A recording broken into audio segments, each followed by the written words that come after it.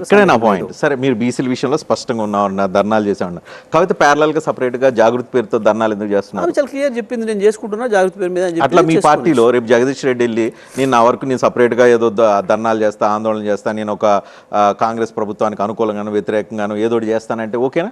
Party accept చేస్తా? ఆలోచిస్తాం తప్పకుండా. కవిత విషయంలో ఎందుకు ఆలోచించలేదు?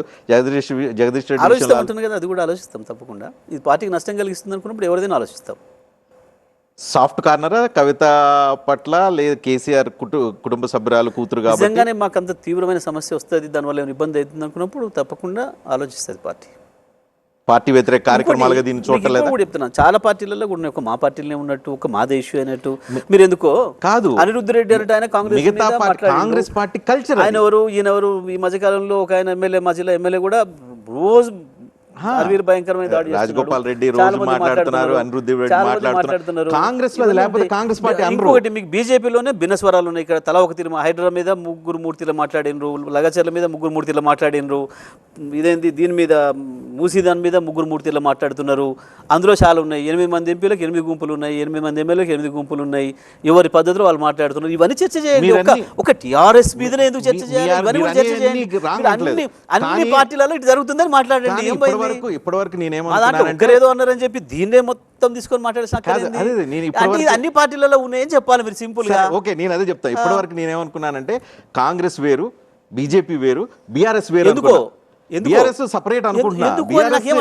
ఉద్యమ పార్టీ, ఉద్యమంలో నుంచి వచ్చిన పార్టీ, ప్రజల కోసం పుట్టిన పార్టీ, ప్రజలతో మమేకం అవుతున్న పార్టీ.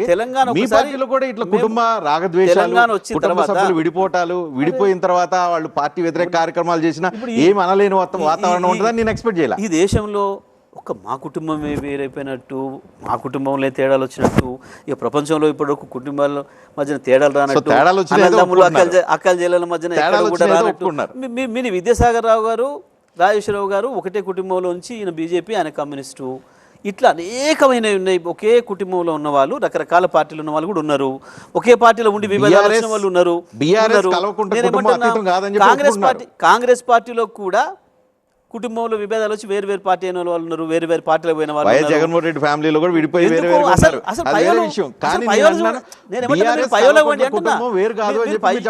పైకి పోదలుచుకోండి అంటున్నా. ఇక్కడ ఎందుకు కాంగ్రెస్ పార్టీకి ఇక్కడ ఎందుకు మాట్లాడుతున్నారు? వాళ్ళు అసలు కుటుంబం వెనక గాంధీ దూరం అయిపోయినరు. ఇప్పుడు ఎక్కడ జరగనట్టు ప్రపంచంలో ఇక్కడనే ఏదో జరిగిపోయింది అనే భావన ఎందుకు అవసరం లేదు. అన్నిట్లో సహజంగానే ఉండే విషయాలు, ఇది కూడా సహజమైన విషయం అని చెప్తున్నాను నేను అంతే.